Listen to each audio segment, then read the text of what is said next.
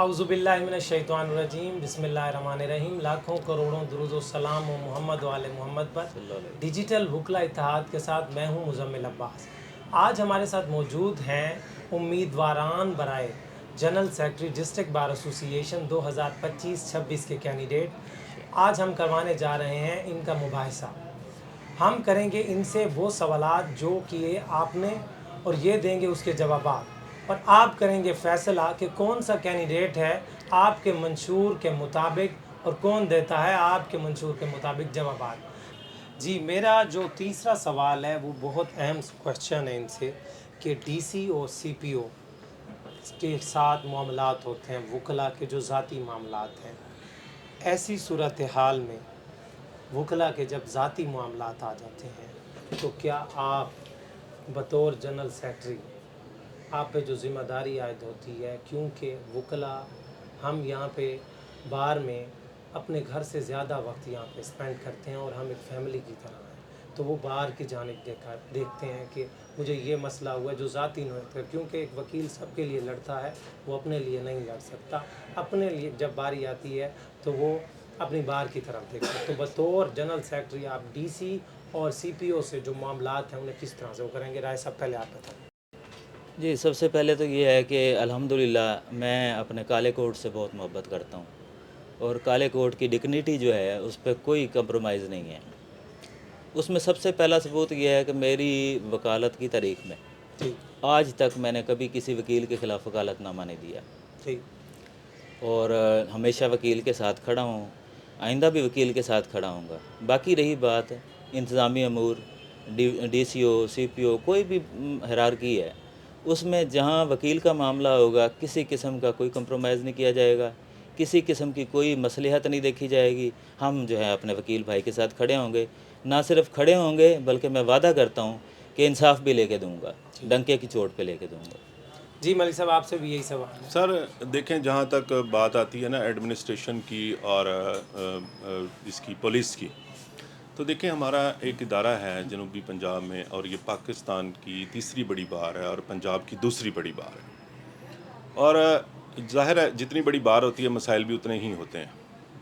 اب یہ ہے کہ دیکھیں، جب تک ڈپٹی کمشنر ہو، کمشنر ملتان ہو، یا اس کے علاوہ جو ایڈیشنل سیکرٹری ہیں ملتان جنوبی پنجاب سیکریٹریٹ کے، اگر یہ جتنے بھی امور ہیں ہماری بار کے حوالے سے، جتنے بھی ہماری لائرز کی ویلفیئر کے حوالے سے جو راست اقدامات ہیں، ان کے لیے دیکھیں ان سے بات کی جا سکتی ہے، اور اس کے لیے ایک باقاعدہ میکانزم ہونا چاہیے کہ اس میکانزم کے ذریعے ان کو پہلے تو ایک اخلاقی طور پر آپ اپنی بات پہنچائیں گے.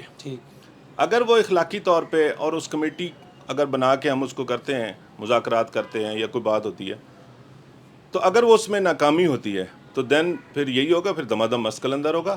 ڈیفینیٹلی ہم اپنے لائرز کے ساتھ کھڑے ہیں، ہم وکلا کے نمائندے، ہم پیچھے تو نہیں ہٹیں گے. اور رہی بات سی پی او کی اور آر پی او کی اور ایڈیشنل آئی جی کی، تو ان کی کیا ضرورت ہے کہ وہ ہمارے وکیل کو کوئی میلی آنکھ سے بھی دیکھے. بات یہ ہے کہ ہم عزت کریں گے تو عزت کریں گے، اگر عزت نہیں کریں گے تو ہم بھی پھر اسی طرح ان کا مقابلہ کریں گے. پھر ان کو ہم دکھائیں گے کہ ملتان بار جو ہے نا یہاں کے غیور وکلا کیا کر سکتے ہیں انشاءاللہ.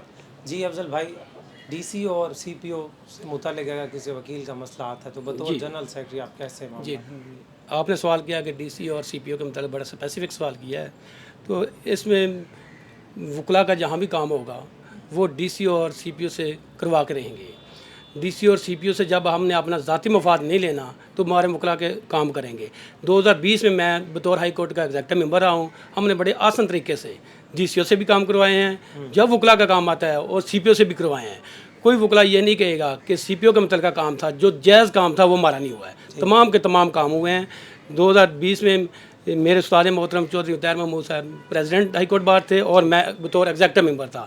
تو 2020 کا ڈوریشن جو گزرا ہے ہائی کورٹ کا وہ آپ سب لوگوں کے سامنے ہے. ڈی سی او نے بھی کام کیے ہیں، سی پی او نے بھی کیے ہیں، کوئی وکلا بھی مایوس نہیں ہوا. جی میرا جو کوشچن ہے آپ سے وہ یہ ہے کہ ایک وکیل پہ ایف آئی آر ہوتی ہے.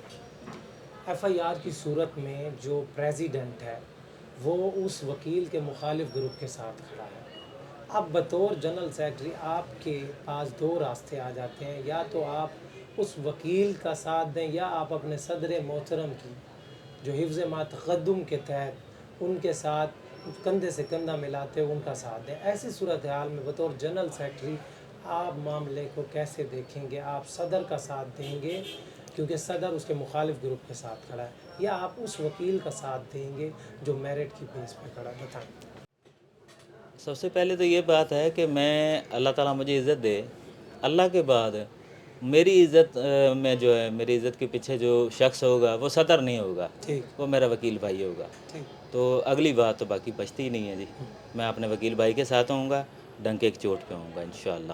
اور اگر صدر کا دباؤ ہوا تو پھر کیا کریں گے؟ صدر کو خدا نہیں ہے، ٹھیک ہے، اللہ ایک ہی ہے، میں اللہ کے علاوہ کسی سے نہیں ڈرتا الحمدللہ۔ ٹھیک ہو گیا۔ جی ملک صاحب، آپ کو اگر یہ سچویشن فیس کرنی پڑتی ہے؟ دیکھیں بڑا ملک صاحب، یہ ایسا سوال ہے تو اس کے اندر دوسری رائے کوئی نہیں ہے۔ اگر کسی وکیل ممبر کے خلاف، میرے معزز بار کے ممبر کے خلاف اگر کوئی ایف آئی آر ہوتی ہے تو آپ کا بھائی انشاءاللہ اس کے کندھے کے ساتھ کندھا ملا کے کھڑا ہوگا، شانہ بشانہ کھڑا ہوگا۔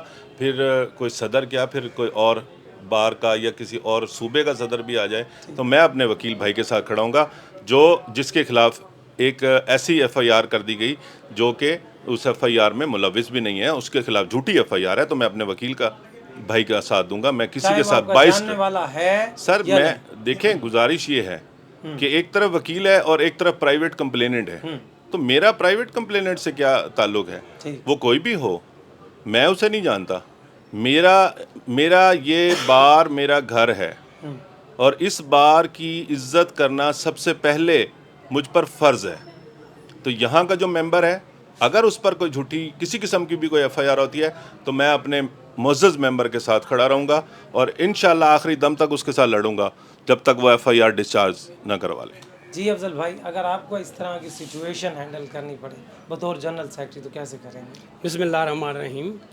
اس میں عرض کروں گا کہ جو بھی الیکٹ ہوتا ہے وہ پوری بار کا ہوتا ہے، پوری بار کا ہوتا ہے، وہ کسی کا ایک گروپ نہیں رہتا۔